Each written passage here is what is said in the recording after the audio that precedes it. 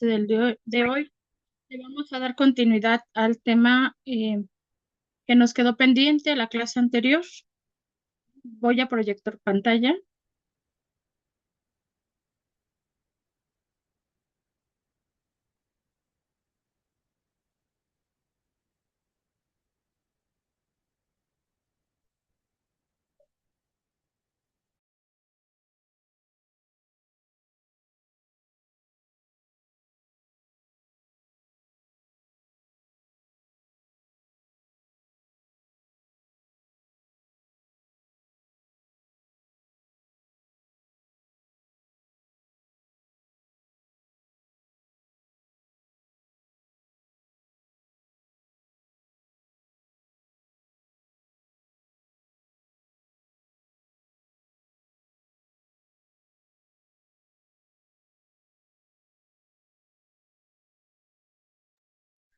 La clase anterior hablamos un poquito de lo que es la molécula, la célula, el ADN, la información genética y vimos lo que es la bomba de sodio y potasio y cómo es que funciona la célula de manera general.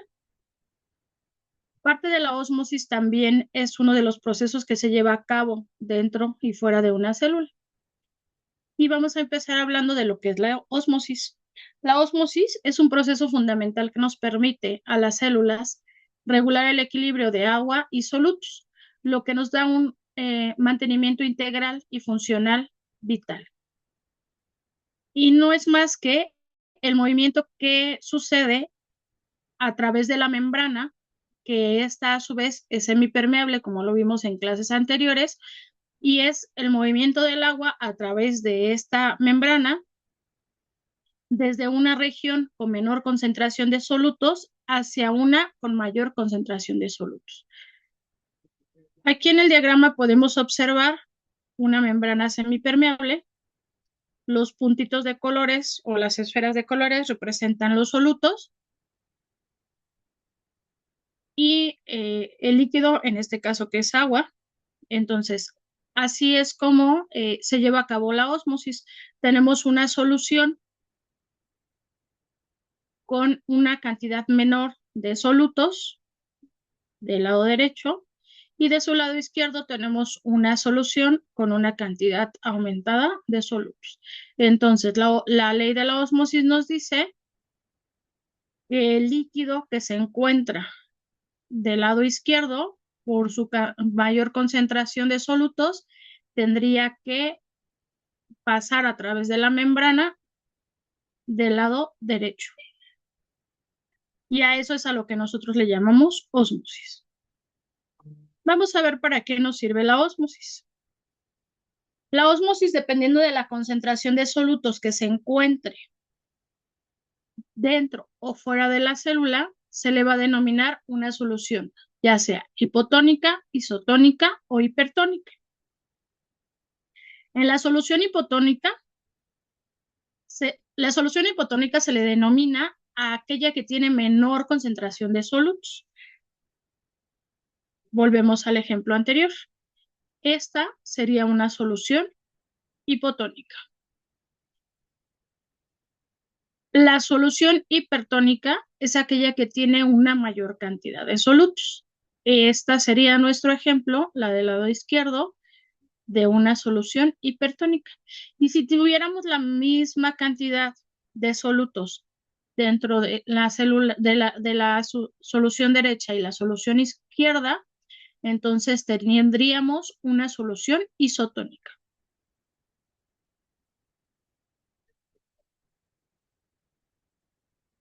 En estas fotografías podemos observar a lo que nos referimos con una solución isotónica o hipertónica, considerando esto el interior de la célula y lo que está de color azul, el exterior de la célula, o líquido intracelular y líquido extracelular. Entonces, tenemos que nuestro líquido extracelular de la primera fotografía es una solución hipotónica, comparado con el interior de la célula, que sería una solución hipertónica. En la fotografía del lado derecho tenemos mayor concentración de solutos en el líquido extracelular, a lo que le denominaremos solución hipertónica. Y el líquido intracelular o dentro de la célula tiene menor cantidad de solutos, a lo que denominaremos solución hipotónica. Pero en la fotografía de en medio tenemos una solución isotónica. Tanto intra como extracelular tenemos la misma cantidad de solutos dentro y fuera de la célula. ¿Para qué nos sirve saber esto? Bueno, cuando nosotros tenemos una solución isotónica, que es que tenemos la misma cantidad de solutos dentro y fuera de la célula, el agua se mantiene de manera equilibrada, no entra ni sale de la célula. Y entonces a esto le llamamos un volumen celular constante, ¿de acuerdo? Y esto es el equilibrio de una célula con una cantidad de solutos dentro y fuera de la célula. Ahora vamos a ver qué pasa cuando esta concentración de solutos cambia dentro y fuera de la célula. Cuando nosotros tenemos una solución hipotónica fuera de la célula, el agua ingresa. ¿Y qué es lo que sucede? Recordemos que de hipertónica a hipotónico. Entonces, quedamos que tenemos mayor cantidad de solutos dentro de la célula, en el líquido intracelular. ¿Qué es lo que va a suceder con lo que es la ósmosis? Pues tenemos nuestra membrana semipermeable, que en este caso es la membrana celular. Si yo tengo una cantidad aumentada de solutos dentro de la célula, el agua que se encuentra dentro de esta célula va a empezar a salir al líquido extracelular. Cuando esto sucede, podemos llegar a encontrar una lisis dentro de la célula, ¿de acuerdo? Y a la inversa, cuando nosotros tenemos una mayor concentración de solutos fuera de la célula, el agua comienza a vertirse al interior de la célula. Esto lo que nos puede provocar es una deshidratación, ¿de acuerdo? A diferencia de cuando tenemos una solución hipotónica extracelular, que podemos tener una lisis o una hinchazón de la célula. La célula se hace más grande y por ende puede reventarse, ¿no? Entonces, a eso es a lo que nosotros le llamamos lisis celular, porque la célula se llena tanto de líquido que se hace más grande y esto puede hacer que la membrana celular que la limita mmm, reviente y entonces tenemos la muerte de la célula. Por eso la importancia de tener una ósmosis o en un equilibrio de concentración constante en la célula. ¿Qué nos determina eso? El buen funcionamiento de la célula. Un ejemplo de la aplicación de esto, por ejemplo, es la hipertensión. ¿Por qué en la hipertensión no se le recomienda el consumo de sodio a los pacientitos que tienen hipertensión? Pues es precisamente por esto, porque la célula en los pacientes hipertensos se encuentra hinchada o grande. Entonces, al hacer un consumo de sal en la alimentación, vamos a aumentar la cantidad de solutos, ya sea dentro o fuera de la célula, y esto puede hacer que tengamos lisis celular o viceversa, lo contrario. Cuando tenemos una solución con poca cantidad de sales, ¿qué es lo que sucede? Falta de electrolitos. Entonces encontramos pacientes deshidratados, ¿vale? Y esa es la importancia de la ósmosis celular. Y bueno, aquí tenemos las funciones de lo que nos da la ósmosis dentro de la célula. Nos mantiene el equilibrio hídrico a lo que nosotros le vamos a llamar homeostasis. Nos ayuda a que la célula se mantenga en un volumen estable. Nos da el transporte de desechos y de nutrientes. nos ayuda con la presión osmótica y la turgencia y nos da el equilibrio electrolítico, ya que esta ósmosis pues está vinculada con el movimiento de los iones, los solutos, y esto es lo que nos permite que la célula se encuentre en una concentración interna frente al medio externo, lo que nos va a garantizar el correcto funcionamiento de la misma y bueno, los procesos como la transmisión y la transcripción de la información genética.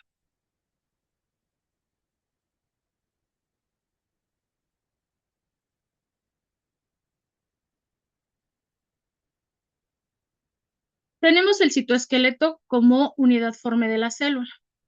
El citoesqueleto no es más que la estructura comparada con un cuerpo humano, la estructura ósea que le da esa estabilidad o esa forma a la célula.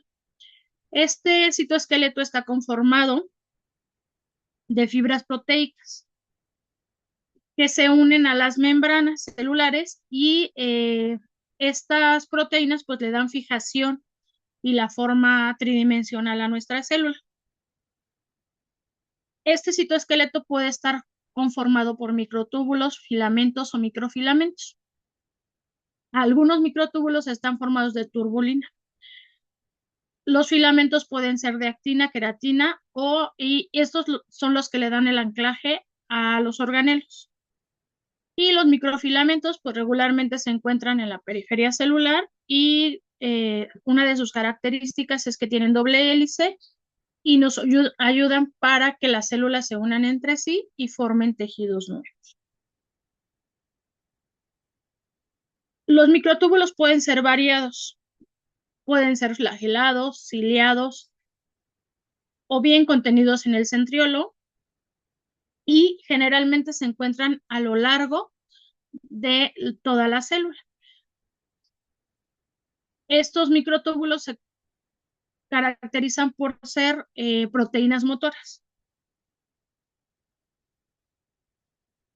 ¿Para qué nos sirven las proteínas motoras? Bueno, pues son las que le dan la funcionalidad a toda la célula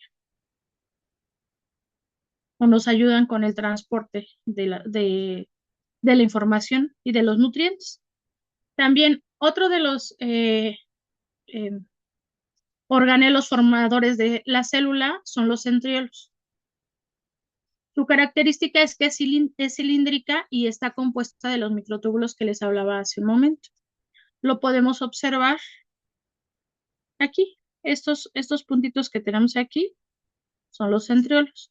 Y los microtúbulos, si podemos observar, tenemos varias uniones de microtúbulos para formar como una especie de tubo. Y estos tubos o la capa interna de estos túbulos es lo que nos va a dar los medios de transporte. Por eso le llaman como los rieles de la célula. ¿Cuál es la función de estos centriolos? La reproducción y la división celular, la formación de centrósomas, la ciliogénesis y la división asimétrica. El más importante de todas las estructuras de nuestra célula, pues es el núcleo. Es el cerebro de toda nuestra célula. El núcleo, su forma es esférica y se encuentra dentro de la célula, generalmente en el centro de la célula. Como bien les dije, este es el cerebro de nuestra célula y es la que nos da la coordinación de las funciones vitales. La característica del núcleo es que nos da la reproducción celular. Este núcleo, como ya lo habíamos visto la vez anterior, tiene la información genética mediante cromosomas. Todas las células están compuestas por 46 cromosomas, a excepción de las células germinales. Las células germinales solo cuentan con 23 cromosomas y más adelante lo vamos a ver por qué. Todas nuestras células de nuestro cuerpo, hablamos de células neuronales, células que forman el esqueleto o el sistema óseo, todas las células que conforman el sistema muscular, el cardíaco, el linfático, Todas nuestras células en general están formadas de 46 cromosomas, a excepción de las germinales. Las germinales hablamos de espermatozoide y el óvulo, pero lo vamos a ver por qué más adelante. También el núcleo se caracteriza porque tiene grandes cantidades de ADN que están contenidos en los genes.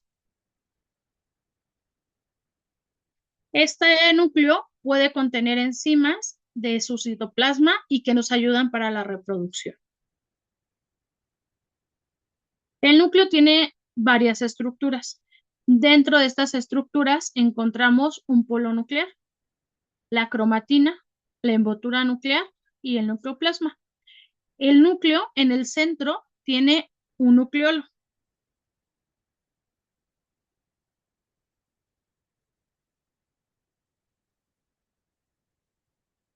Se caracteriza por ser un cuerpo granular.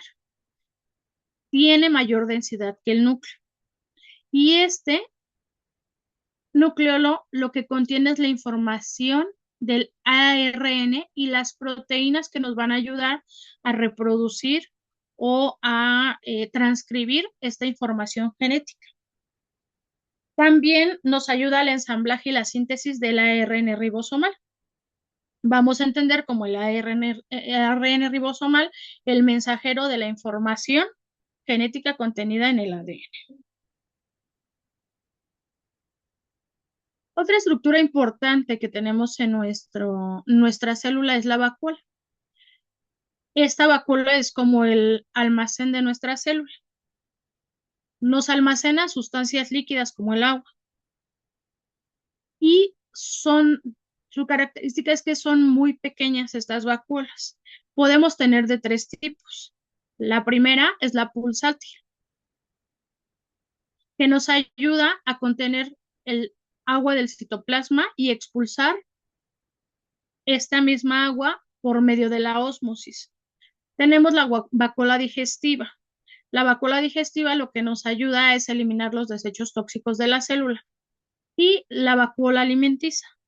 La vacuola alimenticia nos ayuda con el almacenaje de la proteína, los lípidos, las enzimas y los iones. Entonces, tenemos tres tipos de vacuolas y estas vacuolas, dependiendo de la característica que tengan, o más bien el tipo de vacuola que sea, es la función que tienen dentro de la célula. Para poder tener una reproducción de la información genética, tenemos que tener una división celular. Esta división celular es el proceso mediante el cual una célula se reproduce para formar dos o más células hijas. Esto nos asegura el crecimiento, la reparación y la reproducción de nuestro organismo. Tenemos dos tipos de división celular, la mitosis y la meiosis. La mitosis es el proceso por el cual una célula somática se divide para formar dos células hijas genéticamente idénticas a la célula original. Este tipo de división mitótica pues es fundamental para el crecimiento y la reparación de nuestros tejidos. Entonces, aquí en nuestra fotografía podemos observar que tenemos la información genética. Tenemos una línea azul, una línea verde. Entonces, por medio del ARN mensajero, recordemos que tenemos la copia de esta información. Después viene la replicación y entonces generamos dos cromosomas con la misma información genética. Esta a su vez empieza a hacer la subdivisión de esta información, donde vamos a contener la misma información genética tanto en el polo superior como en el polo inferior, teniendo la división de estos cromosomas. Después viene la formación de cada membrana para hacer una célula individual con la misma información genética. Y así es como se lleva a cabo la mitosis. De una misma célula tenemos dos con la misma información genética.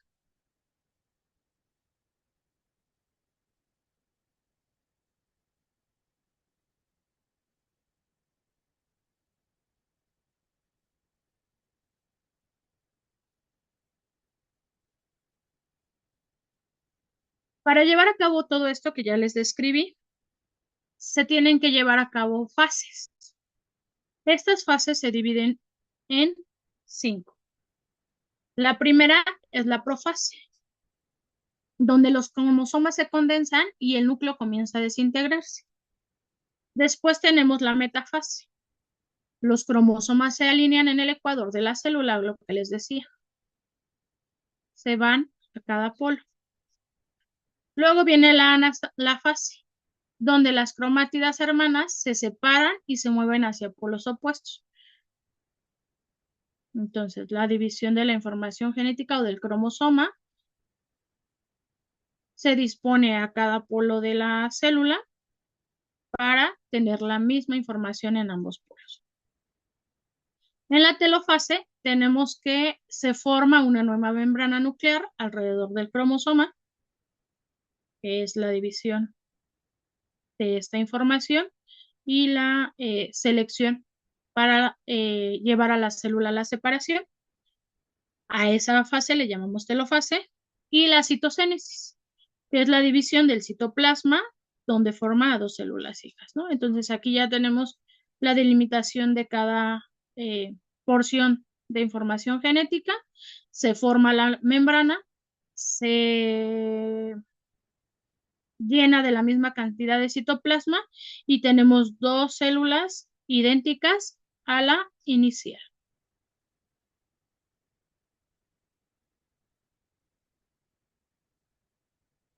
El segundo tipo de división celular que tenemos es la meiosis. Este es un proceso en el que ocurre solo en células germinales. Y esta división celular nos sirve para la reproducción de gametos. Hablábamos de espermatozoide y óvulo. Y recordemos que, bueno, en la mitosis, recordemos que cada célula tiene una información genética de 46 cromosomas. Y les decía que a diferencia de la información de las células germinales, donde solo tenemos 23. Y esto es porque cuando nosotros tenemos la unión de un espermatozoide y un óvulo, recordemos que la información genética la comparte la mitad el espermatozoide y la mitad del óvulo. Entonces, el espermatozoide tiene que tener 23 cromosomas para que con la unión con el óvulo, que tiene 23 cromosomas, tengamos una célula de 46 cromosomas. Una célula con más cromosomas no es compatible con la vida, entonces no es una célula vital. Por eso la diferencia con las células germinales. A las células germinales son las células reproductoras de hombre y mujer, en este caso espermatozoide y óvulo. Esto nos va a asegurar la variabilidad genética, lo que nos da las características individuales a cada uno de nosotros. Por eso, un individuo no es igual a otro. Y a eso es a lo que nosotros le llamamos variabilidad genética, porque aquí es donde se combinan la información genética de una persona con otra para dar origen a un individuo nuevo. Esta división meiótica, que solo se lleva en células germinales, consta de dos divisiones, a las consecutivas, a las cuales le llamaremos meiosis 1 y meiosis 2. Cada una tiene su profase, su metafase, su anafase y su telofase de manera específica. De esta división meiótica, a diferencia de la mitosis, obtenemos 4 células hijas haploides. Haploides nos referimos que cada una contiene la información genética diferente a la otra. Recordemos que en la mitosis teníamos 2 células hijas con la misma información genética. Aquí en la meiosis no, tenemos 4 células con información genética diferente combinada de los 23 cromosomas que nos proporciona el espermatozoide y el óvulo. Por eso la variabilidad. ¿De acuerdo? Vuelvo a repetir. Cada una de las divisiones, tanto la mitosis como la meiosis, tienen su profase, metafase, anafase y telofase.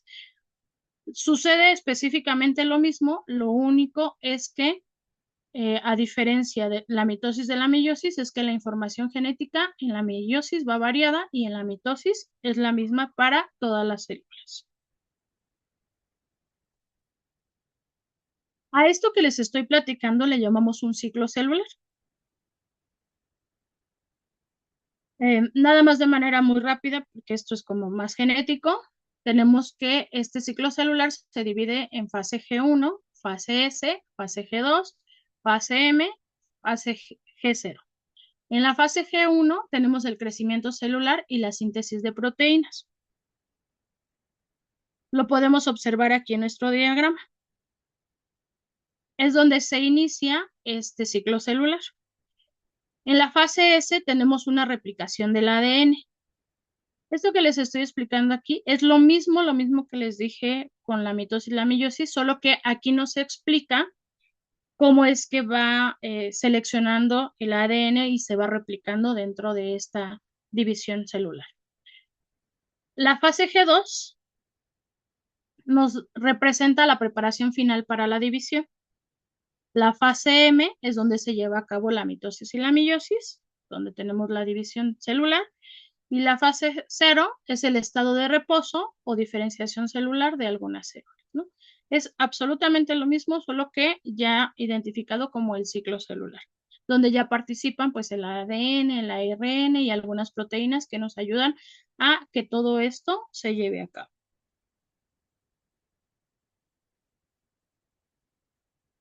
Si bien, ¿cuál es la importancia de esta división celular? Pues nos permite el aumento de número de células en un organismo multicelular, nos sustituye células dañadas o muertas, nos da la reproducción tanto en organismos unicelulares como en la reproducción en células asexuales o en organismos asexuales, mejor dicho, así como en organismos pluricelulares.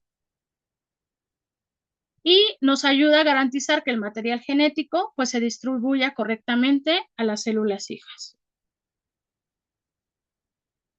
Esta división celular está estrictamente regulada por proteínas, a las cuales le llamamos ciclinas y quinasas, y pues que van dependientes de cada ciclo celular. Podemos encontrar errores en la división, como la duplicación incorrecta de cromosomas, y esto es lo que nos puede conducir a enfermedades como es el cáncer.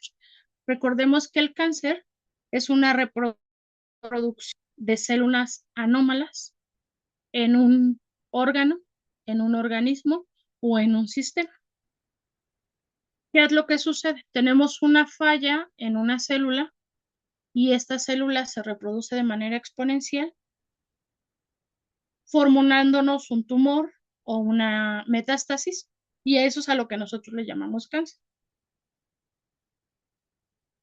Por eso se considera que el cáncer tiene influencia en la carga genética.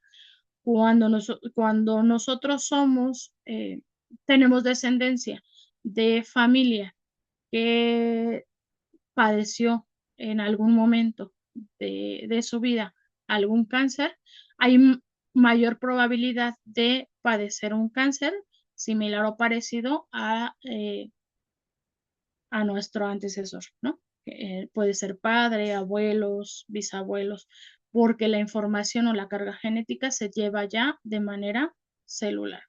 Tenemos algunos otros factores predisponentes que nos ayudan o más bien nos generan que esta expresión genética sea de manera más puntual para algunos en específicos, pues sí, no es lo mismo aquel que tiene una vida saludable, que no padece de obesidad, que no tiene tabaquismo, que no padece de sedentarismo, que tiene una alimentación eh, saludable, que duerme sus 8 a 12 horas que debemos darle de descanso a nuestro organismo, pues aquel que no descansa correctamente, que no hace ejercicio, que es una persona sedentaria, que no se ejercita, que tiene una alimentación poco balanceada o poco equilibrada, este, sabemos que fuma, que bebe, ¿no? Y que tiene algunas otras adicciones.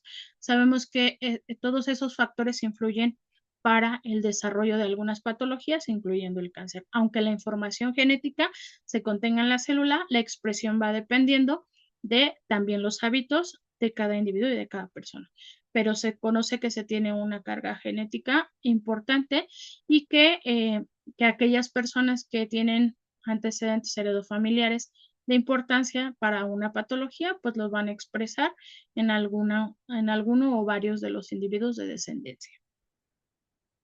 Sabemos que la división celular, pues es esencial para la vida, ya que nos permite que las células se reproduzcan, mantengan la integridad genética y aseguren la funcionalidad de los organismos.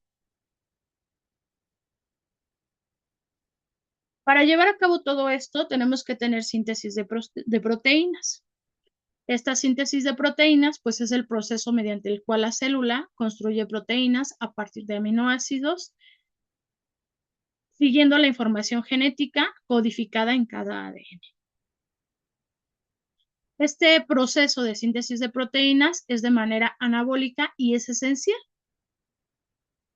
Nos ayuda para la estructura, función y regulación de algunas reacciones bioquímicas o de la gran mayoría. La síntesis de estas proteínas pues puede resultar como enzimas, como proteínas estructurales, como proteínas transportadoras, como proteínas reguladoras, y todo esto en conjunto pues son fundamentales para el crecimiento, reparación y mantenimiento de cada célula. Entonces, a cada etapa de esta información genética que se transcribe a partir del ADN que se encuentra concentrado en el núcleo de la célula, eh, lleva un proceso y a ese proceso se divide en etapas. La primera etapa de todo ello es la transcripción. Esta transcripción se lleva a cabo en el núcleo de la célula eucariótica. Recordemos que el ADN se contiene solo en las células eucarióticas. Durante esta fase, la información que se contiene en el gen de ADN se copia a una molécula de ARN, al que llamaremos ARN mensajero o ARNM. Tenemos una polimerasa. Esta polimerasa se une al promotor del gen y separa la cadena de ADN. Esta polimerasa pues nos sintetiza el ARN mensajero y nos da una cadena nueva de ADN. Cuando tenemos esta cadena de ADN, se agregan algunos nucleótidos.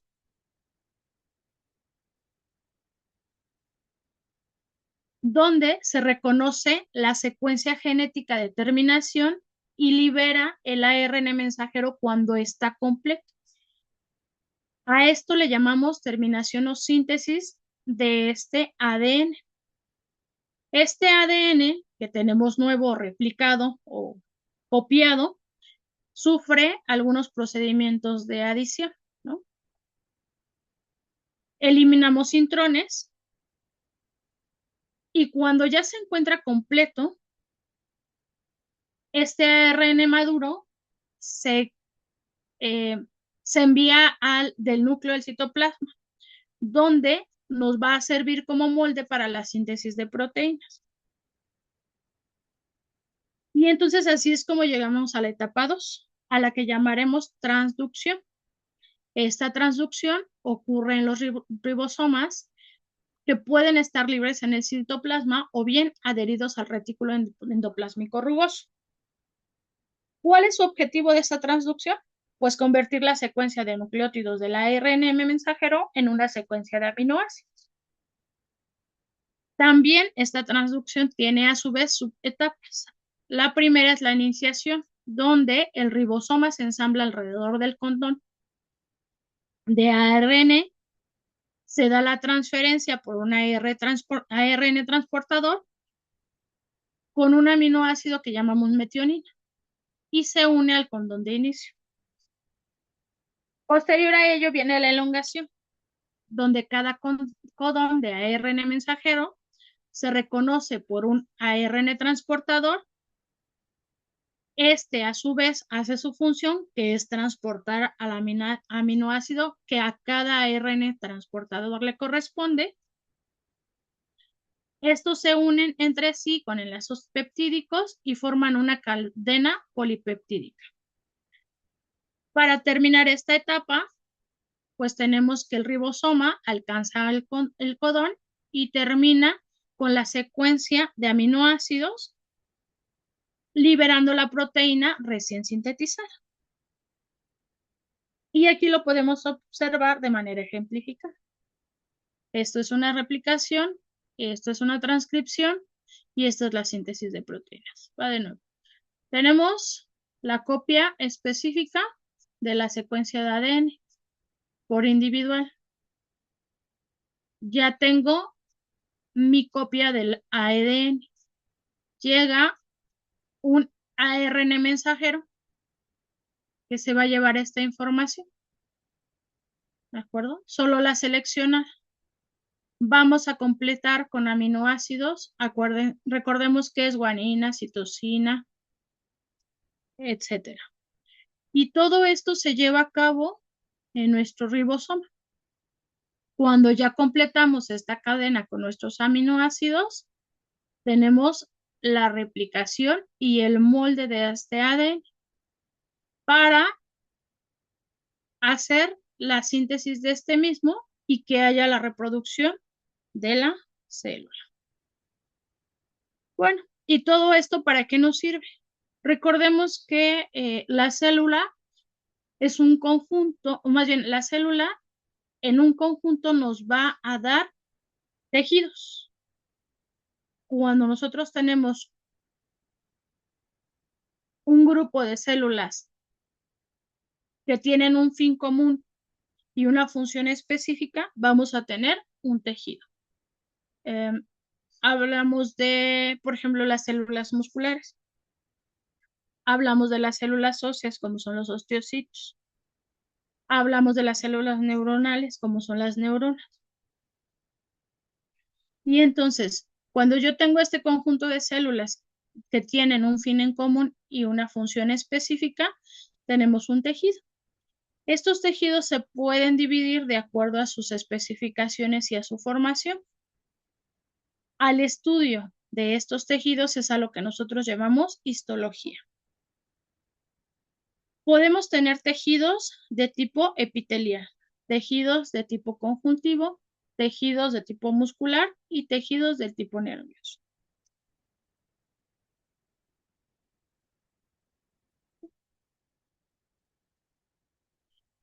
¿Cuáles son las funciones y características de cada tejido? Bueno, pues nuestro tejido epitelial nos ayuda a revestir y proteger, así como limitar superficies externas.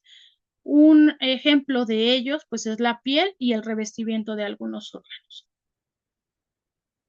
Dependiendo de dónde esté dispuesto este tejido epitelial, son las características específicas.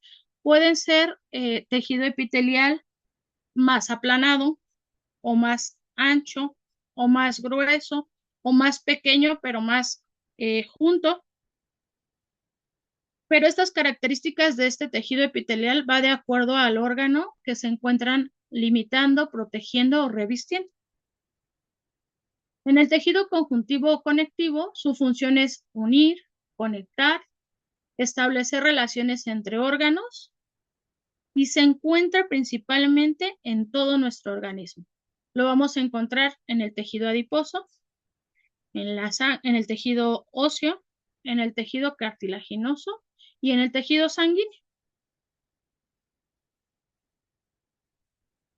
El tejido muscular se caracteriza por tener células alargadas que le llamaremos miocitos. Este tejido muscular también está compuesto por fibras de actinas y miocina. Estas fibras de actina y miocina son las encargadas de darle la contracción o la expansión a nuestro tejido muscular. Como bien lo dice su nombre, se encuentra dispuesto en todos los músculos que conforman un organismo. Podemos encontrar de 3 tipos de tejido muscular, dentro del que encontramos liso, estriado y cardíaco. El tejido muscular liso lo encontramos generalmente en vejiga y estómago. El tejido muscular estriado lo podemos encontrar en los músculos como tal y en el tejido óseo. Y el tejido muscular cardíaco solo está dispuesto en el corazón. Recordemos que el corazón es un sistema autónomo. Tiene una contracción con autonomía. no la regula ningún otro órgano de nuestro cuerpo. Ni ninguno no está inervado, simple y sencillamente es de manera mecánica. Cualquier tejido de nuestro cuerpo puede dejar de funcionar, pero el corazón, mientras tenga eh, deposición de sangre, va a seguir funcionando de manera autónoma. Tenemos tejido nervioso. El tejido nervioso solo se encuentra dispuesto en las células nerviosas a las que llamamos neuronas, perdón. Y su función principal, pues, es la sinapsis, que no es más que la interacción entre una neurona y otra eh, para la conexión de entre una y otra y tengan una función neuronal.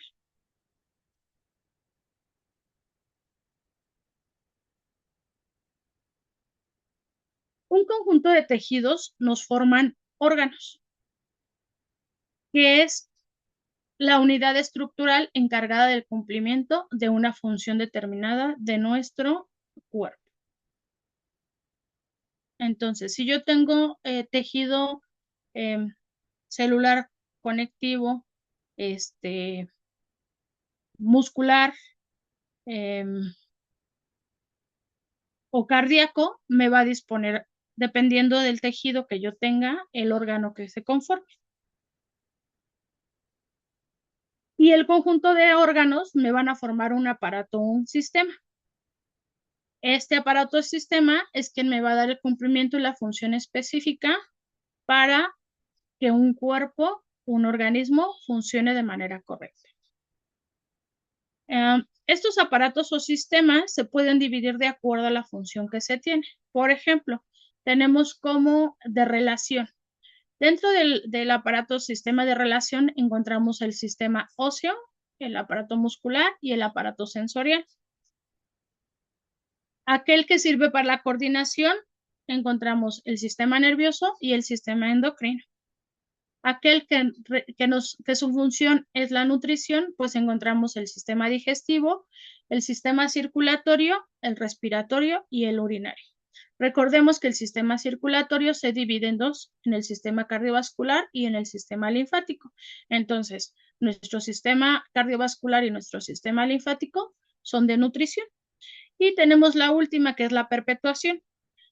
Ahí solo encontramos a nuestro sistema reproductor, ya sea femenino o masculino. Y bueno, en conjunto todo ello nos forma un organismo. Y un organismo pues no es más que una entidad viva, altamente organizada, formada por una o más células que realizan funciones vitales.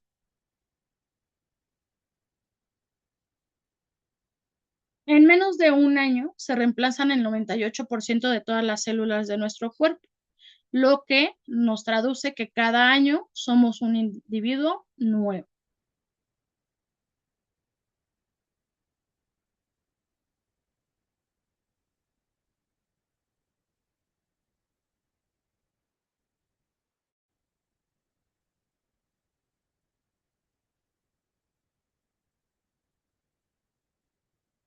Hasta aquí tenemos preguntas o dudas con respecto a lo que vimos de biología molecular, de lo que es un poquito de genética, de lo que corresponde un poco a biología y también a bioquímica. ¿Tenemos dudas o preguntas? Muy bien, Cecilia. Muchas gracias. Dice Cecilia que todo bien. Ok. Les pedí una tarea de un mapa mental de lo que era la embriogénesis. ¿Alguien quiere compartirnos lo que aprendió al hacer este mapa mental? ¿Les quedó claro? ¿Se les hizo? Usted, Cecilia. Muy bien. ¿Nos comparte pantalla o gusta que yo le ayude? A ver, bueno, lo hice a lápiz. Ah, ok. Yo leí, tengo un libro que es El Tórtora y ahí al principio comparte como significados y me hablaba que embriogénesis se trata de la fecundación de gametos y todo el proceso que se lleva hasta convertirse en embrión.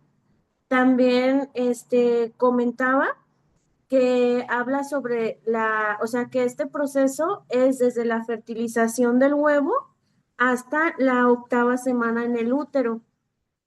Porque en muchas fuentes nombraba como si fuera todo el embarazo. Pero ya que me puse a investigar en varias, también me ayudó mucho una página de fertilización in vitro, porque ahí vi también unos videitos donde muestra todo el proceso y ya es donde habla que efectivamente es desde la fertilización hasta la octava semana. Ya ahí fue donde lo encontré más específico y me habla sobre, son una, dos, tres, cuatro fases que se incluye la primera es la mórula, que es del tercer al quinto día, y habla sobre que la fecundación de gametos se disuelve en sus membranas y forma la mórula, y es una estructura compacta. En la imagen se ven así como muchas bolitas juntas, como un racimito de uva muy, muy pequeño. Y da lugar al blastocisto, que es una estructura hueca que es la que baja y se implanta en el útero. Y es los primeros 6 días. De ahí da la gástrula, que es donde se da toda la organización de las células y comienza a dar lugar a los tejidos y órganos. Y ya de ahí me pasa a el cigoto y el embrión, que ya son las células con dotación genética que dan lugar a el embrión. Perdón, el cigoto es la primera y ya de la gástrula me da lugar al embrión. Y ya fue como que la última parte que me maneja dentro del proceso de la embriogénesis. Ya es así como que muy resumido y bueno, en la literatura que vi, hace mucho énfasis en la síntesis de ADN que contiene, o sea, que ya contiene carga genética. Fue así como que muy resumido, pero pues en sí es de lo que se trata. También me manejaba el significado, que embrios es embrión y logía es el tratado o estudio pues de de la conversión del cigoto hasta embrión. Creo que por Muy, mi parte es todo. muy bien, Cecilia. ¿Me podría platicar su experiencia al querer concentrar esta información en su mapa mental? ¿Se le hizo Hoy, difícil? ¿Se le hizo eh, fácil? la verdad, tenía mucho tiempo sin hacer diapositivas y las hice en Canva. Entonces, para concentrar la información, pues sí me fue muy difícil, a lo mejor por el tiempo que tenía sin usarlo, pero ya al final creo que se me hizo más fácil hacerlo a lápiz y ya nada más vaciar la información así manualmente. Pues al principio sí me resultó un poquito confuso por todos los términos que maneja. Entonces sí se me hizo muy necesario leer como que varias fuentes para terminar como que pues sí, en lo que se me hiciera más fácil, en lo más entendible, porque sí hay varias cositas, pues es que en internet hay muchas cosas que uno a lo mejor sí te revuelven un poquito más, pero también aprendes, pero sí, yo concentré lo que se me hizo como que más fácil, que fue las etapas, porque había lecturas que eran como que muy de corrido, no te manejaban por significados, por etapas, y así no las comprendí, la verdad. Muy bien, Cecilia. Muchas gracias por compartir su experiencia con nosotros. Sé que es difícil, pero esto lleva algo trasfondo y Sí, ahorita muchas les voy a gracias. explicar qué es. Muchas gracias. Por aquí veo a Claudia. ¿Nos quiere compartir? Adelante. Am, Maritza, no te preocupes. Si lo mandaste al correo, yo te ayudo a compartir y tú nos explicas sin problema. Sí, muchas gracias.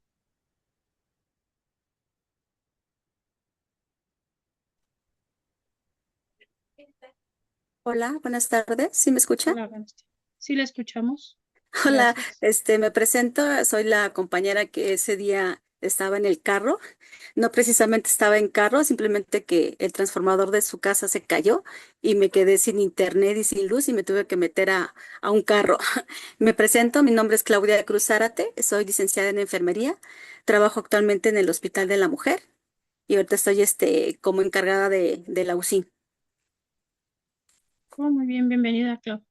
Muchísimas gracias y espero algún día poder coincidir con todas mis compañeras y con usted, maestra. Ah, ok.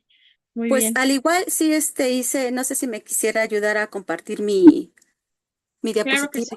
porque eso Voy. sí soy muy atrasada en la tecnología. No se preocupen, en mi clase al menos, cuando yo les pido una tarea y vamos a ir, conforme vamos avanzando, van a ir viendo que vamos a ir viendo temas de exposición y las invito a participar para que la clase sea más dinámica. Cuando ustedes tienen alguna situación con la tecnología, porque sé que es difícil familiarizarse al inicio con la plataforma, yo comparto sus diapositivas y ustedes les van dando seguimiento. Denme un segundito, por favor. Sí, muchas gracias, maestra.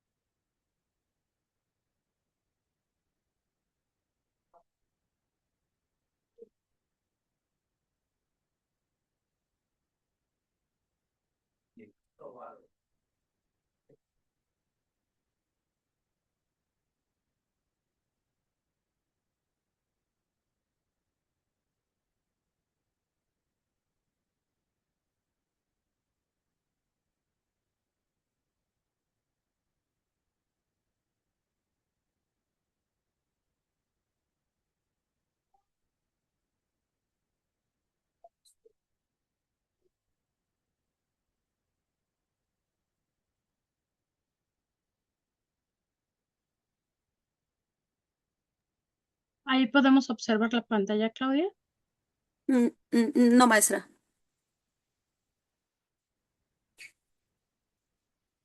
¿No? Voy.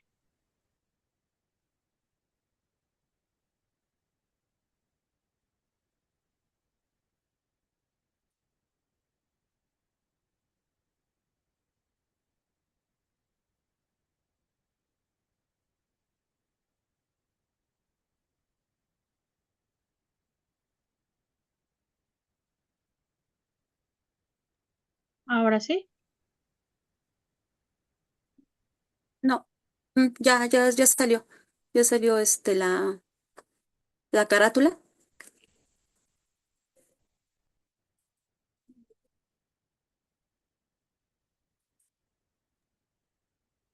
Le doy a su primera diapositiva. Mm, En cuanto usted guste. Sí, listo. Ujú. Bueno, pues ya nada más sería igual como lo que comentó nuestra compañera Ceci, que vamos a ver qué es una embriogénesis, vamos a ver qué es un proceso biológico mediante el cual se forma y se desarrolla un embrión a partir de un óvulo fecundado. Vamos a ver que se dividen en 5 etapas, que viene siendo lo que es la fecundación, la segmentación, la implantación, la gastrulación y la organogénesis. Vamos a ver que la fecundación viene en el primer día, va a ser la fusión de los gametos masculino y femenino, que viene siendo lo que es el óvulo y el espermatozoide.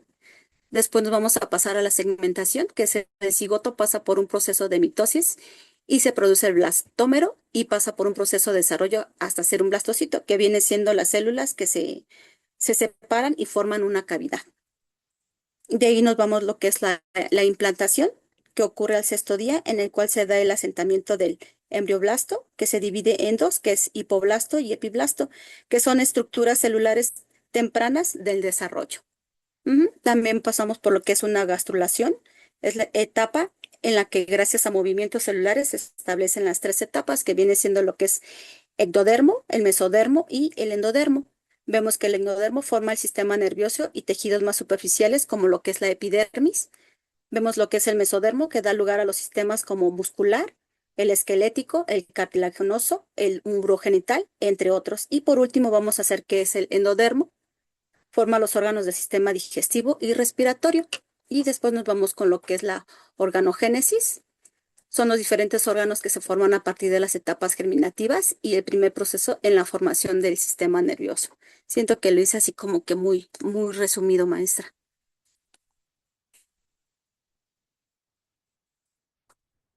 Ok, no se preocupe, está muy bien. Lo vamos a ver de forma más específica.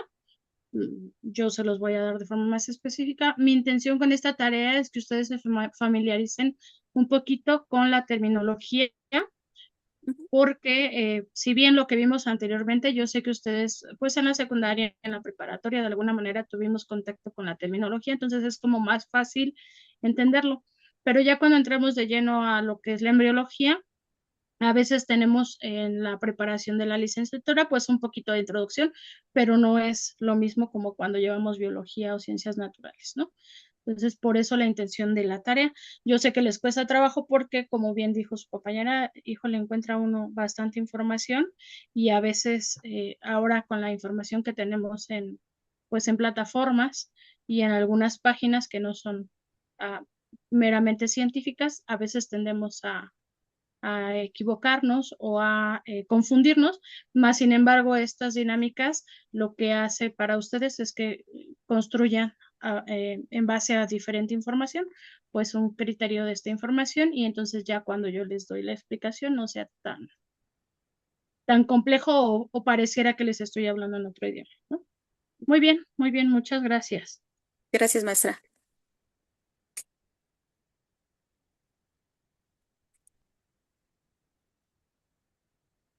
Por aquí dice Maritza. Ok. Maritza, ¿gusta que le ayude a compartir? Si me hace favor, maestra, por favor. Ok, también lo envió al correo, ¿verdad? Sí,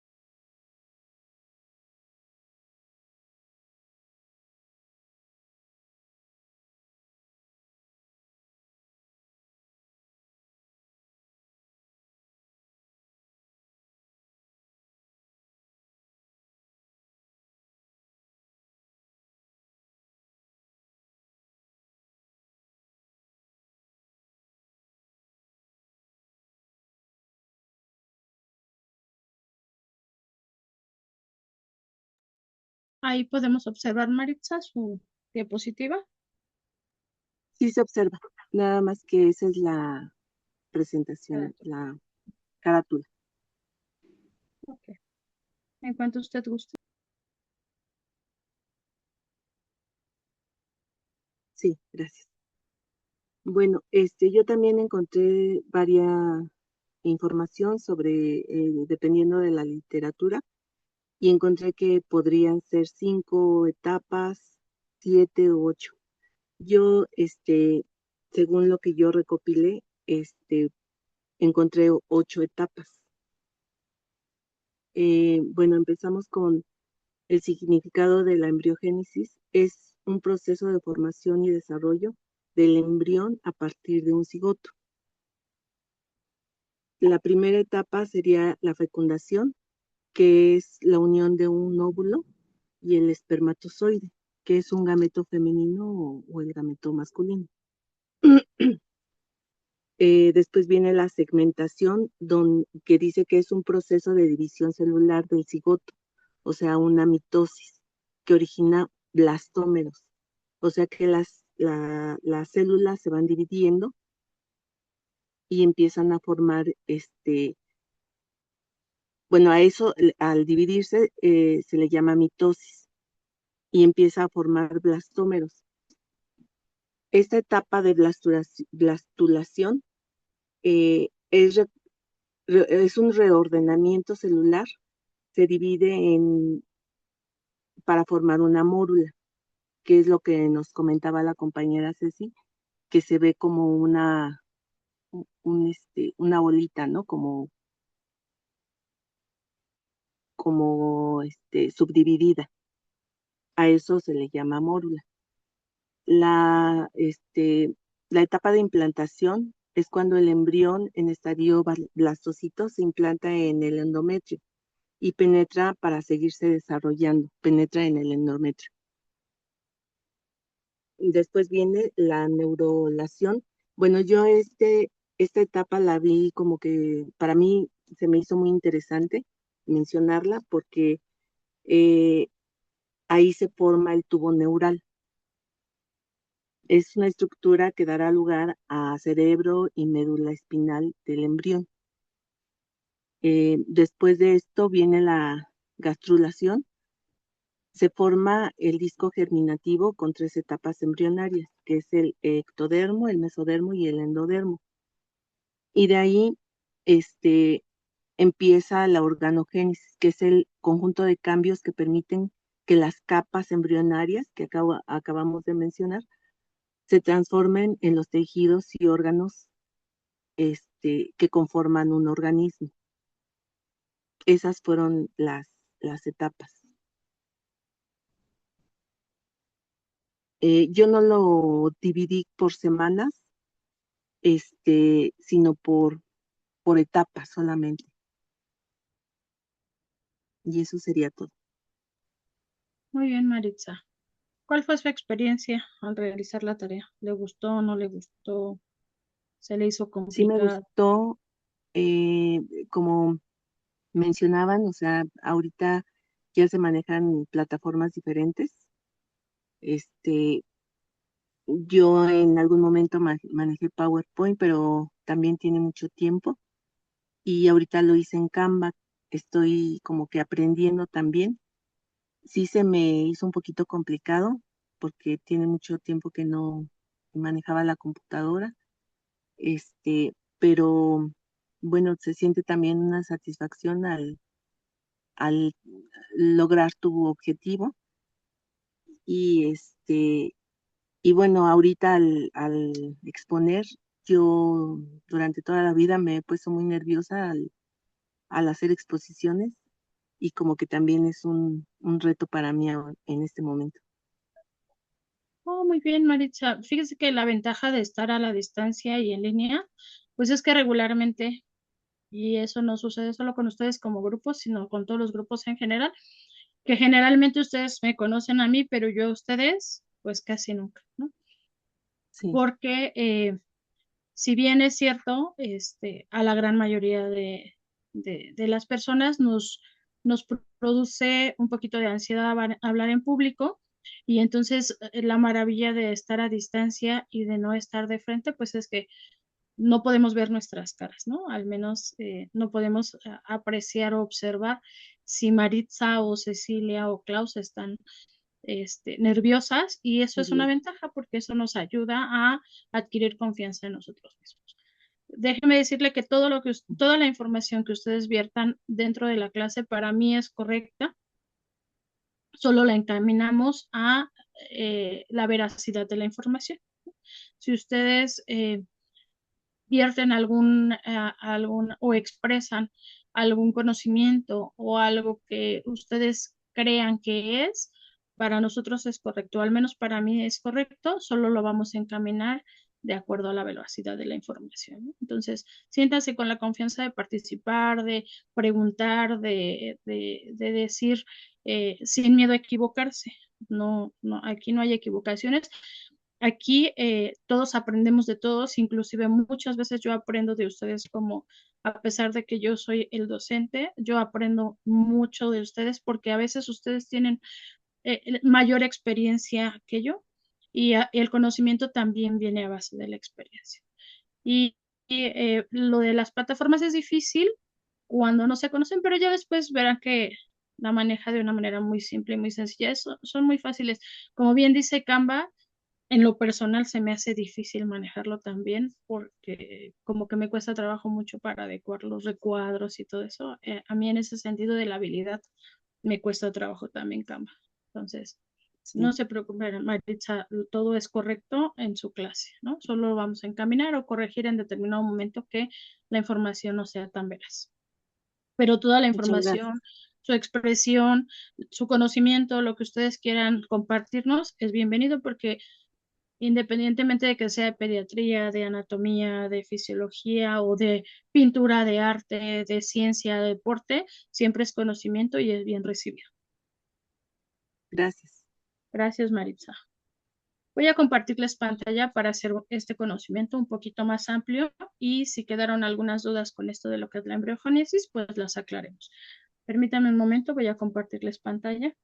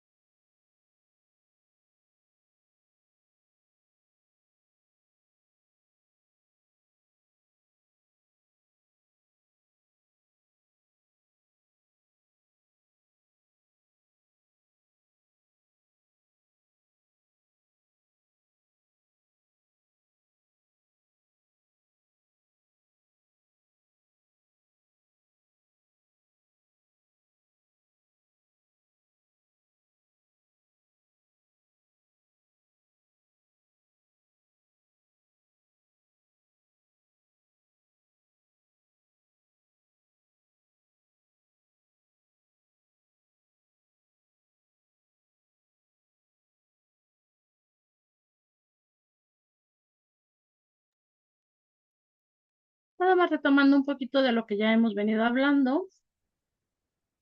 La homeostasis celular, pues es el proceso en el cual se mantiene un entorno estable, tanto dentro como fuera de la célula, y este a su vez pues nos asegura las condiciones óptimas para la supervivencia y el correcto funcionamiento a pesar de la actividad externa de cada célula.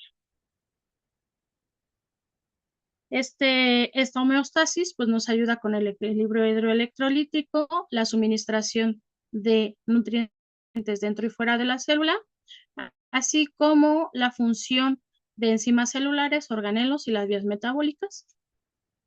Estas funciones pues nos dan un manejo óptimo y adecuado dentro de condiciones específicas y que pueden afectar los procesos celulares, los cuales pueden llevar a la muerte a la misma. Claro es que cuando están alterados.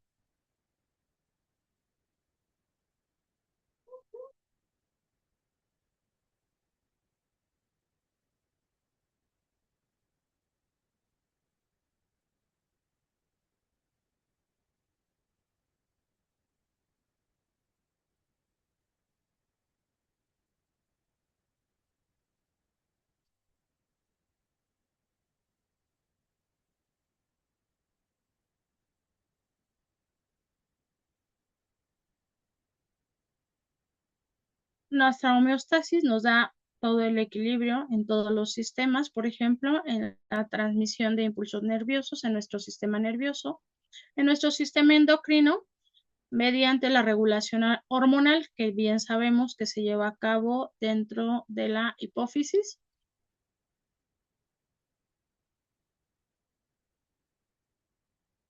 Okay. Para poder llevar a cabo esta homeostasis, tenemos un sistema que se llama sistema de retroalimentación, donde para este sistema de retroalimentación tenemos tres elementos efectores. El primero es el receptor, el segundo es el centro de control y el tercero es el efector. El receptor tiene como función detectar el estímulo, posterior a ello enviar la información y mediante una vía aferente, se lleva a cabo todo esto. Esto puede ser por impulsos eléctricos o bien por sustancias químicas. El centro de control lo que hace es que nos evalúa, responde y envía la respuesta mediante una vía eferente que puede ser un impulso eléctrico, una sustancia química o bien una hormona. Y la etapa efectora. En la etapa efectora, pues la característica es que nos provoca un efecto y nos modifica o nos mantiene la condición. ¿De acuerdo? Entonces, ¿de qué estamos hablando? Ok, lo vamos a ver de manera ejemplificada. Nosotros tenemos un estímulo externo. Vamos a hablar de la palma de la mano. Yo tengo un estímulo externo de la palma de la mano. Vamos a hablar de exceso de temperatura, ¿no? Del fuego. Ya tengo mi estímulo externo, que es el fuego que se va acercando o yo voy acercando la palma de mi mano a una fuente de calor. Vamos a decirle una estufa, un cerillo, un encendedor. Entonces, yo acerco la mano a la olla caliente en la que estoy cocinando. Entonces, esta olla tiene una temperatura alta que si yo la tomo o yo la toco, va a disponer una lesión, puede ser en piel o en tejido celular subcutáneo o más interna, ¿no? Muscular, y esto se traduce en una quemadura. Entonces, ¿a qué nos referimos con esto del sistema de retroalimentación? Bueno, yo tengo un estímulo externo, en este caso es el calor, una parte de mi cuerpo, que es la palma de mi mano, y un riesgo inminente. Este estímulo puede ser negativo, puede ser positivo. Ahorita vamos a ver cómo. Entonces, yo acerco mi mano a la olla que está caliente. Cuando yo toco la olla, mi sistema receptor envía la información de que si yo mantengo mi mano en esa temperatura pegado a la olla, voy a generar una lesión en la mano que se traduce en una quemadura. Entonces, este receptor envía la información mediante un impulso eléctrico o sustancias químicas. ¿A dónde? A mi centro de control. ¿Dónde está mi centro de control? En mi cerebro. ¿En dónde? En mi hipotálamo.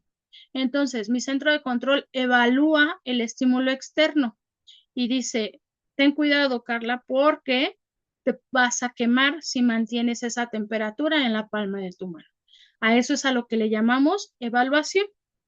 Y entonces de inmediato mi cuerpo tiene una reacción o mi mano tiene una reacción. Pero para que ello suceda, mi cerebro tiene que mandarle a la mano que la retire porque si no se va a producir una quemadura por la fuente de calor que tengo cerca de ella o que estoy tocando con ella. Entonces, a eso es a lo que le llamamos una respuesta. Ya tengo un estímulo externo, que es el calor, envío la información de peligro a mi centro regulador, que es mi cerebro, lo evalúo, es un riesgo negativo y entonces manda la información en forma de respuesta por una vía eferente, que también es mediante un impulso eléctrico, una sustancia química o una hormona para enviarle por todo mi sistema nervioso y mi sistema muscular que yo tengo que retirar esa mano de esa fuente de calor, ¿no? Esa palma de esa mano de esa fuente de calor. Y a eso es a lo que le llamamos vía eferente, a toda esa información que regresa de mi cerebro para que yo retire esa mano de esa fuente de calor. A eso le llamamos vía eferente. Y el efector, pues es aquel que provoca el efecto. Todas esas sustancias químicas y hormonas que se liberaron por este centro de control, lo que van a hacer es que yo tenga una contracción muscular en la palma de mi mano y entonces retire esa palma de la mano del fuego. ¿De acuerdo? Y eso es un sistema de retroalimentación y eso es a lo que llamamos que se divide en entre etapas, que es la receptora, el centro de control y el efector. ¿De acuerdo?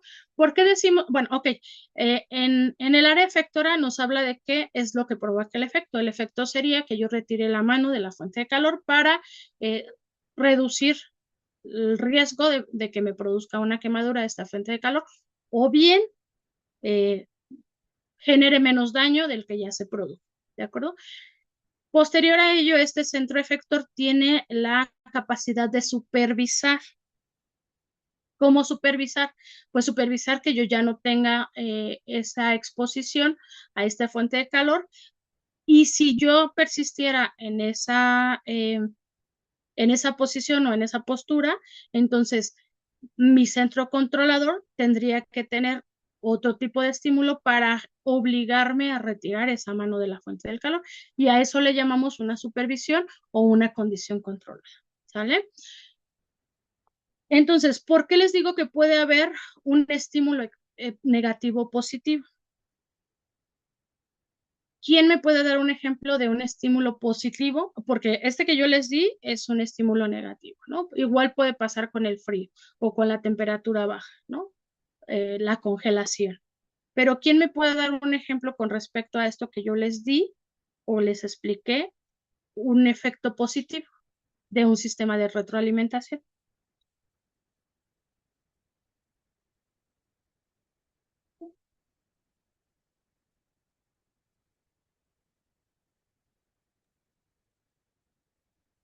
Pues como que podemos prevenir al iniciar o sea, cuando empieza el calor, a sentir calor la mano, podemos quitar desde antes de llegar a la quemadura.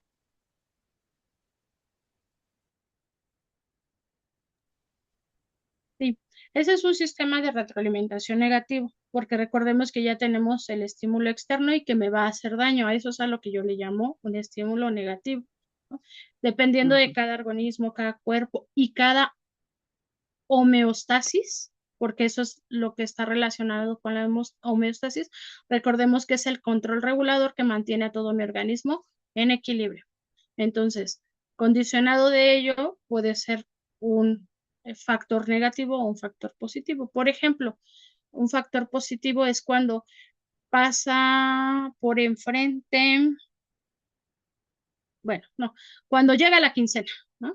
Por ejemplo, cuando llega la quincena, pues yo sé que cobro un sueldo y que en algunas ocasiones el dinero me da la felicidad, ¿no? Entonces, eso podría ser un estímulo positivo. ¿Qué interfiere ahí? A lo mejor no interfieren a algunas hormonas que me van, en este caso la actina, la miocina, que me van a hacer que yo contraiga el músculo de la mano, ¿no?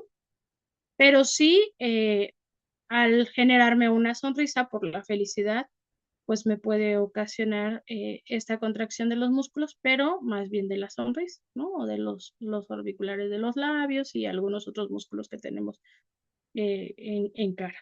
Entonces, ese puede ser un estímulo positivo, que no necesariamente tiene contacto con mi cuerpo, más sin embargo, genera una reacción de emoción dentro de mi organismo, ¿no? O cuando estamos enamorados también, ¿no?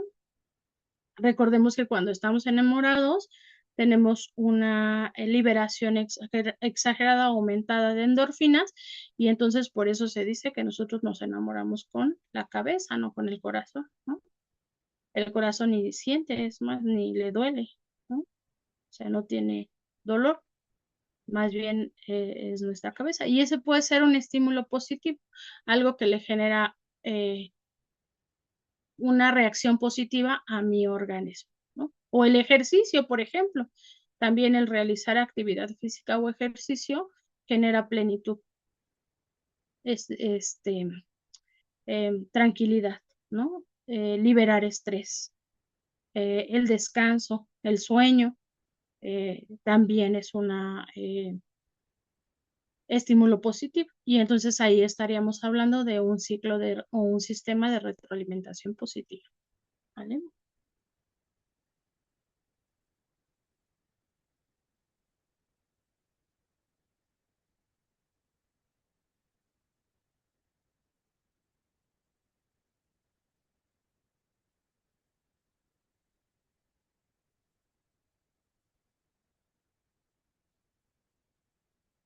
Esta homeostasis pues, puede estar condicionado por varios factores, dentro de los que encontramos los psicológicos, los sociales, el estilo de vida, y pues cada uno de estos influye, ¿no?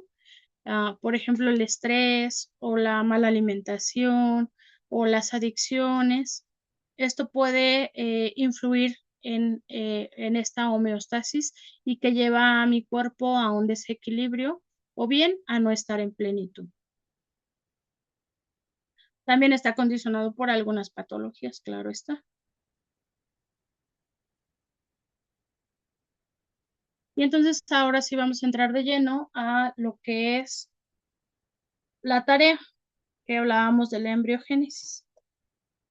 Y tenemos como la embriología, su terminología, pues es el desarrollo prenatal humano y que es una ciencia que estudia todos los cambios que ocurren en la formación de un nuevo ser, desde la fecundación hasta el nacimiento, y esto incluye la placenta y los anexos.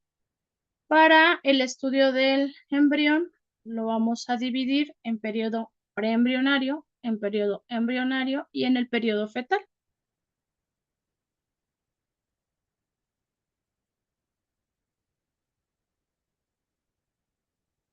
Y entonces corresponde el periodo preembrionario en la primera semana, ¿vale?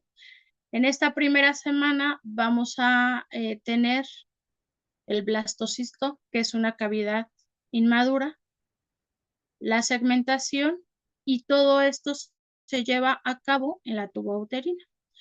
Vamos por etapas. Estas etapas se disponen, la primera, pues es la unión espermatozoide-óvulo, que nos van a dar origen a un cigoto. Dentro del día 2 vamos a tener una multiplicación celular o una división celular, lo que nos va a dar origen al embrión. Esto se lleva a cabo en el día 2. Recordemos que cuando tenemos la unión de espermatozoide o óvulo, se lleva a cabo pues en el tercio medio de la tuba uterina. Posterior al día 2 vamos a tener una replicación celular, lo que nos va a dar origen a una multiplicación celular que nos va a ir llevando de la mano para tener un blastocisto.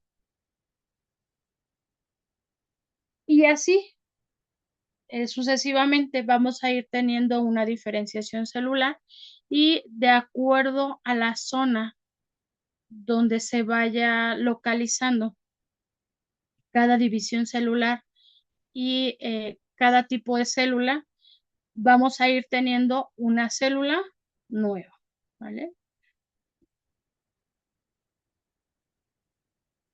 Debemos de saber que entre el día 0 y el día 1 tenemos la fecundación, que es la unión de dos gametos germinativos, que es el óvulo y el espermatozoide, lo que nos dará origen al cigoto.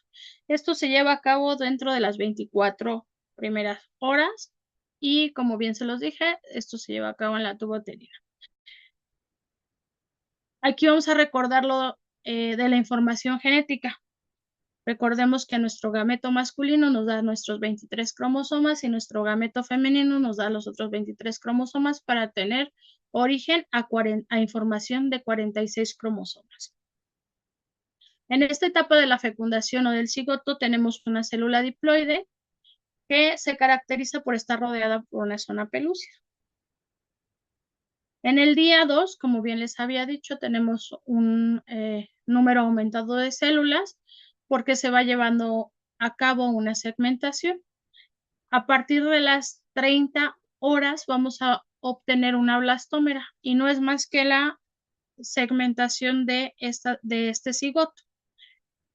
Después de 40 horas vamos a tener 4 blastómeros y no es más que la multiplicación celular del blastocisto. Después de 40 horas vamos a obtener 8 blastómeros, lo que nos va a dar origen a una esfera celular compacta y unida, que es la que podemos ver aquí, miren.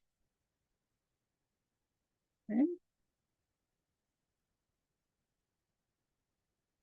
En el día 3 vamos a seguir teniendo una segmentación celular, pero después de tener 16 blastómeras, vamos a darle nombre de mórula. Y no es más que la segmentación celular que da origen a 16 células y hasta entonces es como se le llama mórula. Se caracteriza por ser una masa celular interna, lo que va a dar origen a un embrión o bien un embrioblasto. Podemos ver diferenciada en nuestra mórula la masa compacta de células, que si bien les dije, es quien nos va a dar origen al embrión, y la zona pelúcida, que es una masa celular externa, que nos va a dar origen a la placenta o al trofoblasto.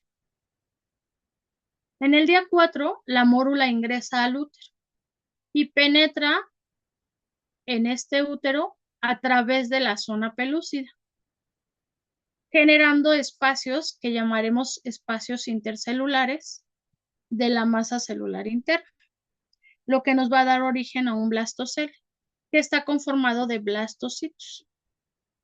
El embrioblasto, que recordemos que es la masa celular interna compacta, nos va a dar origen al embrión, pero este se va a posicionar en el polo embrionario. El trofoblasto se va a aplanar y nos va a dar una red de blastocistos. En el día 5 se elimina la zona pelúcida y los blastocistos se unen al útero. Eso es el inicio de la implantación, porque para el día 6 vamos a tener la implantación, en donde el blastocisto se adhiere al endometrio, que nos da el polo embrionario, y en el tercio superior de la pared posterior del útero se forman dos capas, la capa interna y la capa externa. Aquí es donde el trofoblasto se divide en dos. La capa interna le vamos a llamar citotrofoblasto y la capa externa sincitiotrofoblasto. El sincitio trofoblasto es el encargado de producir la hormona gonadotropina coriónica, hormona característica del embarazo y que es la que nosotros le damos titulación cuando hacemos una prueba de embarazo, ya sea en sangre o en orina.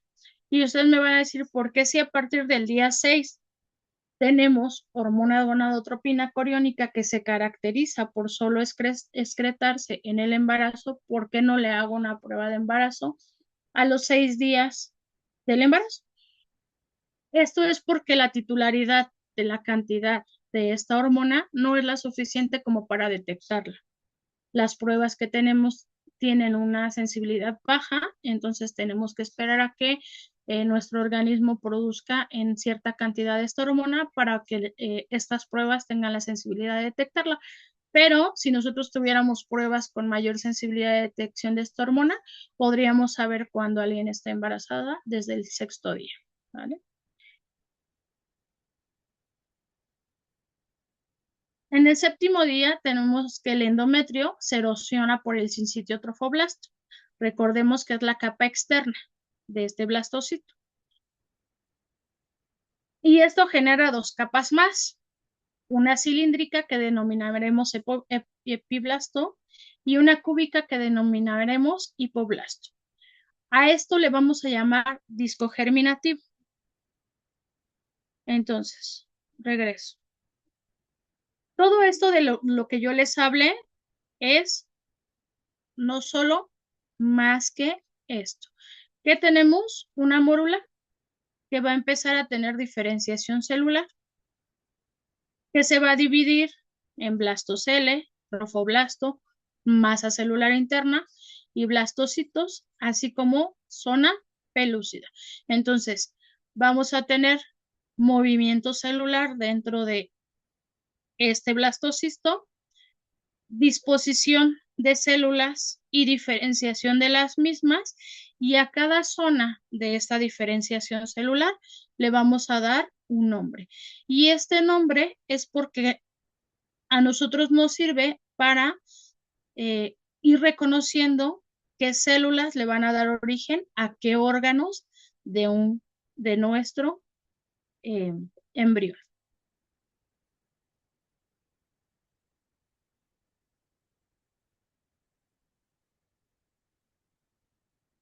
Para la segunda semana ya tenemos nuestro embrión bilaminar. Y les comenté que empezaba la implantación dentro del útero.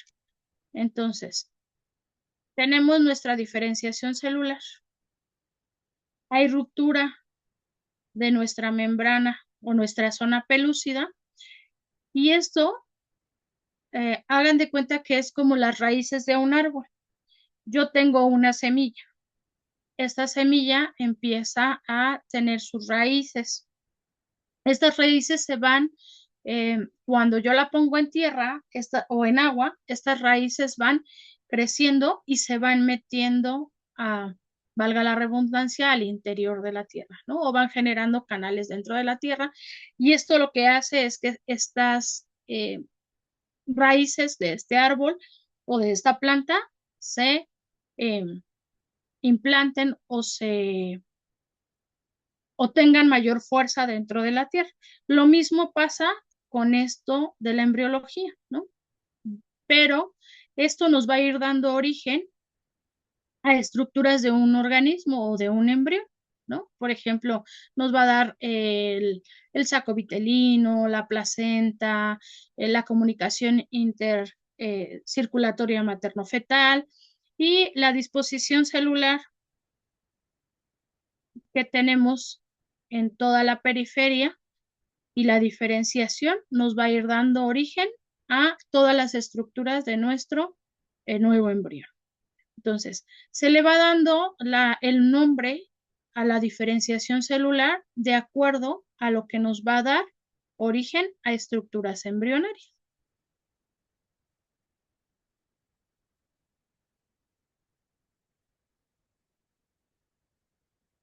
Recordemos que para el día 8 ya teníamos el blastocito, que se encuentra parcialmente sumergido en el endometrio. Esto que se ve de color azul es lo que nosotros llamamos endometrio o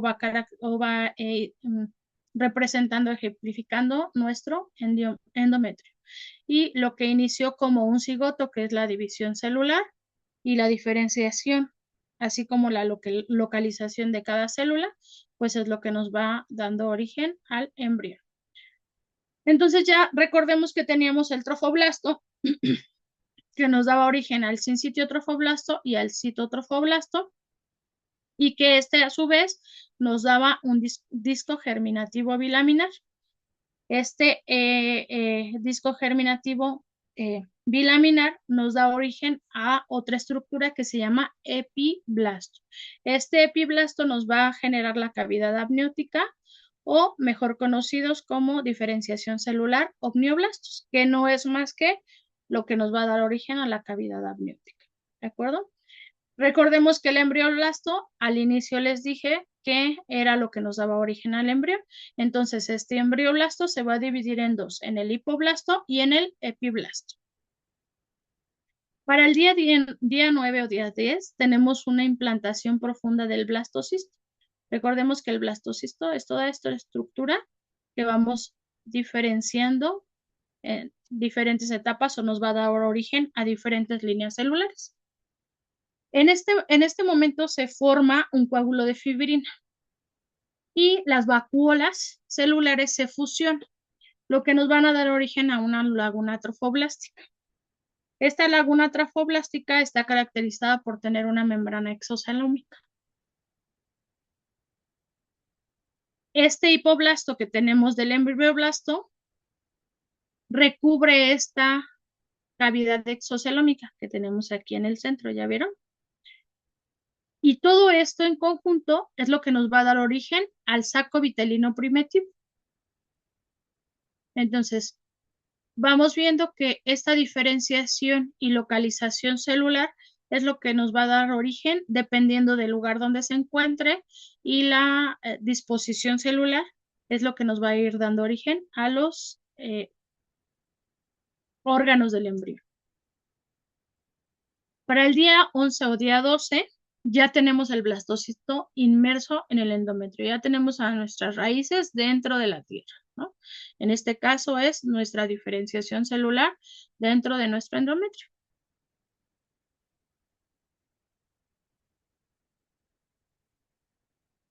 Lo que es el sincitiotrofoblasto es lo que nos va a dar origen a nuestros capilares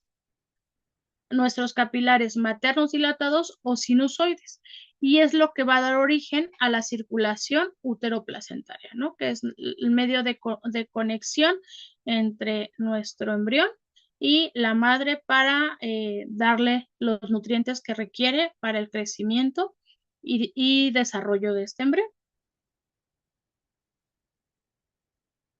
A partir del día 11 y el día 12 se genera una nueva capa de células que llamamos mesodermo extraembrionario.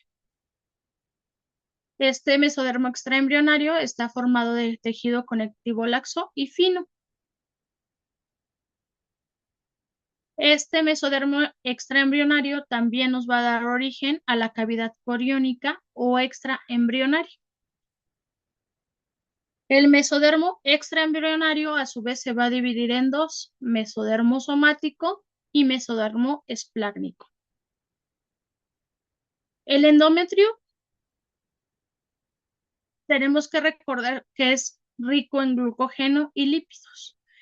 ¿Esto para qué nos sirve? Bueno, pues este glucógeno y estos lípidos nos va a dar nutrientes que son necesarios para esta diferenciación celular y esta disposición celular.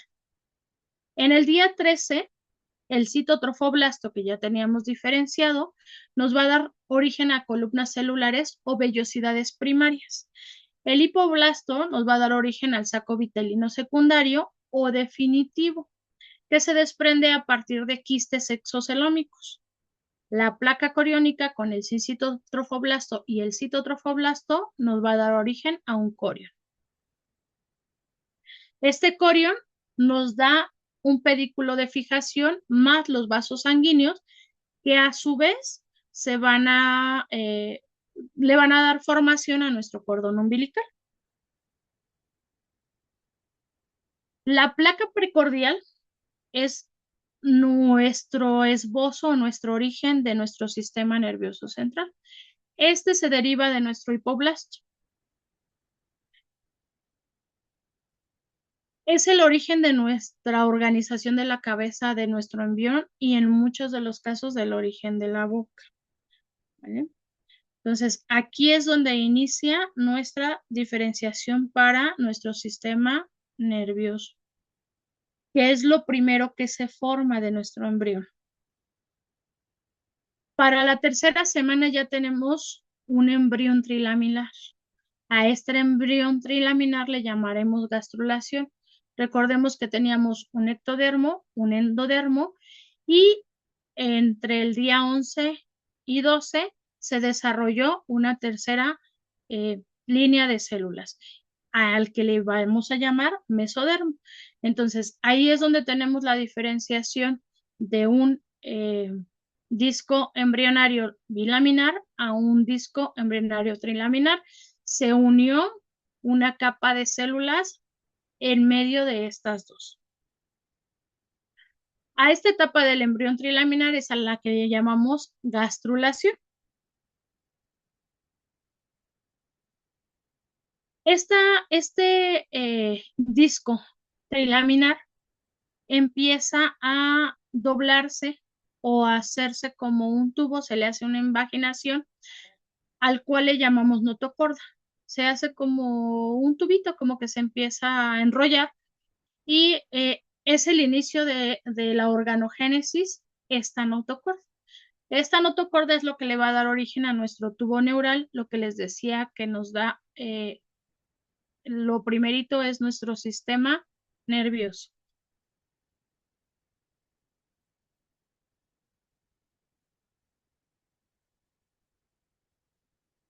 También en la tercera semana encontramos la diferenciación de la membrana orofaringea, la línea primitiva, el nodo primitivo, la fosita primitiva que conecta el conducto neuronal con el entérico. Empieza a haber una diferenciación de células prenotocordales, lo que nos da origen a la placa notocordal, al cordón notocordal definitivo, que es el eje que nos va a dar el tubo neural y la formación de la columna vertebral. ¿Vale? En esta tercera etapa de la gastrulación también vemos crecimiento del disco embrionario, la diferenciación de las vellosidades coriónicas, el aumento del mesodermo embrionario, y todo esto se traduce en el sistema capilar velloso, que es la suministración de sangre y oxígeno al corazón de nuestro embrión, que empieza a latir. Entonces, aquí en la tercera semana ya tenemos corazón y sistema nervioso.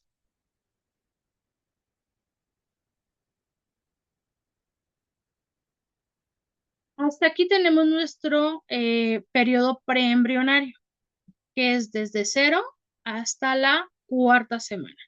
A partir de la cuarta semana hasta la octava semana vamos a considerar el periodo embrionario. En este periodo, en estas semanas, nuestro embrión es cilíndrico y es donde empieza la diferenciación de los órganos. Todo esto se lleva a cabo dentro de nuestro útero y no es más que una división celular de lo que ya vimos con anterioridad, ¿no? Mediante una mitosis, ¿de acuerdo? Ahora, a partir de la semana 9 hasta el nacimiento lo consideramos un periodo fetal. Entonces, yo voy a considerar un embrión desde la semana 0 hasta la octava semana. Y a partir de la novena semana ya lo llamo feto. En este periodo de fetal se caracteriza porque ya todas las estructuras de mi embrión están desarrolladas y ya solo van adquiriendo la funcionalidad y el crecimiento del mismo. Esto también se lleva a cabo dentro del cuerpo del útero. Por eso lo dividen en semanas. Por eso lo dividen en periodo preembrionario, embrionario y fetal. ¿De acuerdo? Ahora, a partir de la cuarta semana tenemos la diferenciación de cráneo. Esto se lleva mediante las células del mesodermo. Esta diferenciación celular viene a partir del neurocráneo, que nos van a dar origen a huesos craneales, a cartílagos, tanto hialino como base de cráneo, a cartílago membranoso, que nos va a dar origen al mesenquima, techo y lados de nuestro cráneo, así como el cráneo visceral. Pero el cráneo visceral, a diferencia del neurocráneo, viene de células diferenciadas del ectodermo. Este cráneo visceral es quien nos da origen a los huesos faciales, a los arcos faringios, a los huesos del oído y al hueso yoides. También de este ectodermo o de este cráneo visceral, pues tenemos el primer arco faringio y los huesos faciales. El mesodermo nos deriva una línea de células que se llaman somitas. Estas somitas se van a ir a el polo ventromedial. Es que se van a diferenciar de nuestro trofoblasto, se van a diferenciar en la zona media anterior. Y esto nos va a dar origen a vértebras, costillas y cartílagos. Aquellas que se van dorsolateral o a un lado hacia atrás, les vamos a llamar dermatomiotoma. Y estos dermatomiotomas nos van a dar origen a los mioblastos y a la dermis. A partir de la cuarta semana vamos a tener células mesenquimales que van a rodear nuestra notocorda. Y esto nos va a dar la diferenciación de cuerpos vertebrales, el núcleo pulposo y el anillo fibroso. También de la notocorda vamos a obtener los centros costales, los centros de arcos vertebrales y el esterno. El mesodermo nos da diferenciación de la cintura escapular, la cintura pélvica y nuestras extremidades inferiores y superiores. A partir de la mitad de la cuarta semana, nosotros ya vamos a tener esbozo de nuestros miembros torácicos y de nuestros miembros pélvicos.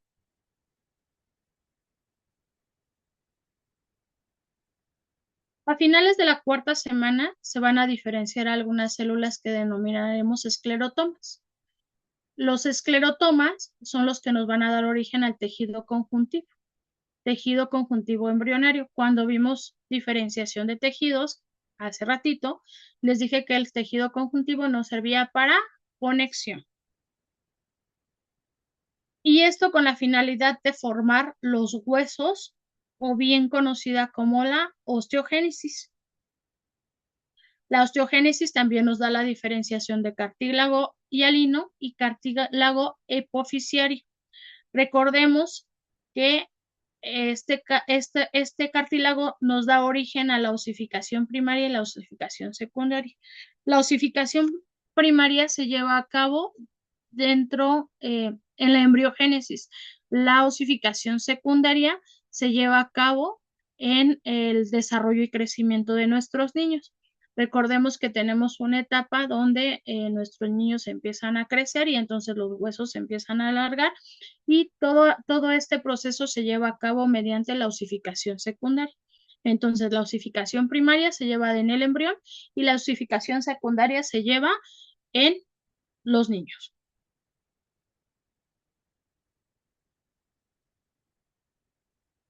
Y bueno, pues nuestra osificación primaria nos da origen a osteoblastos, a matriz ósea, osteoclastos y osteocitos, ¿no? Que son las células formadoras de nuestros huesos, nuestros cartílagos y de nuestra médula ósea.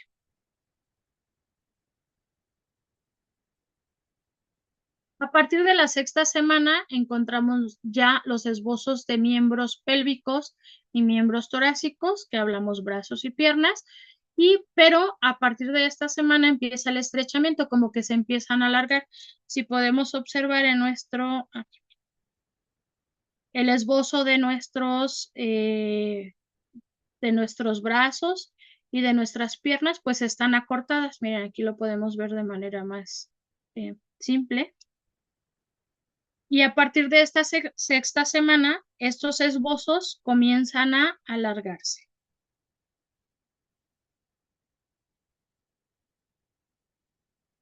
Se empiezan a diferenciar las placas de las manos y de los pies, junto con su esqueleto y su cartílago. Para la 7ª semana ya tenemos brazo, antebrazo, mano, muslo, pierna y pie. Para la 8ª semana ya tenemos la diferenciación de hombros, codos, muñecas y empieza la osificación endocondral de los miembros. En la 12ª semana, los centros de osificación primaria pues empieza su función. Y bueno, pues ya está lo que les decía, que a partir del nacimiento empieza a funcionar ya los centros de osificación secundaria, que es lo que nos va a ir dando el alargamiento y el crecimiento óseo. Esta morfogenética tiene pasos. Dentro de la primera tenemos la inducción. Posterior a ello, la diferenciación celular, el crecimiento celular, la migración y la muerte celular programada. A partir de todo esto que yo les platiqué de la diferenciación de las células, de la selección, de la localización, vamos teniendo todos estos pasos. Esta es una forma de decirlo muy resumida, ¿no? Cómo se lleva a cabo. Entonces, para el desarrollo del esbozo y las características de cada feto, pues tenemos la inducción, que la inducción no es más que un tejido incita al otro a un cambio. La diferenciación celular, que es la formación de diferentes células. El crecimiento, o aumento de tamaño y de volumen de los órganos. La migración, el conjunto de células se traslada o se mueve de sitio. Y la muerte celular programada o apoptosis, que es el cambio de estructuras de la célula. Algunas células funcionan durante un periodo de tiempo y posterior a ello mueren porque ya no son necesarias para continuar con este proceso. Y entonces a esto es a lo que nosotros llamamos embriogénesis y que ustedes me hicieron favor de plasmar en su tarea. Esto es un poquito más extenso, pero también, como ustedes decían, es un poquito complejo. Entonces, con lo que pretendo que se queden es que para poder generar un embrión se necesitan etapas, se necesita diferenciación celular, localización y disposición de las células a lo largo de las estructuras y que esto nos va generando cada uno de los componentes de un embrión, ¿no?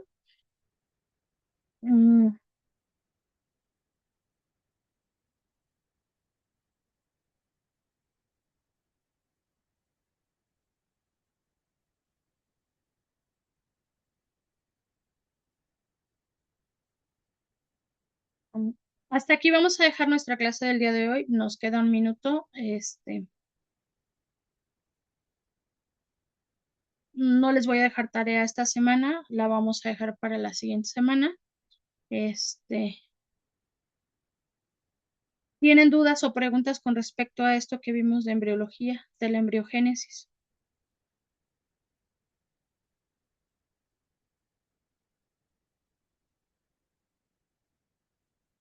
¿No? Ok. Muy bien, Cecilia, muchas gracias. Entonces, gracias, Cecilia. Vamos a dejar nuestra clase hasta aquí el día de hoy. Espero tengan un bonito fin de semana. Buena noche. Descansen. Nos vemos el próximo sábado. Les agradezco mucho su atención, su participación. Cualquier duda, comentario, pueden enviarme mensajito o bien correo electrónico y con gusto de servirles. Tengan buen fin de semana y el resto de la semana que sea productivo. Gracias por su atención. Descansen.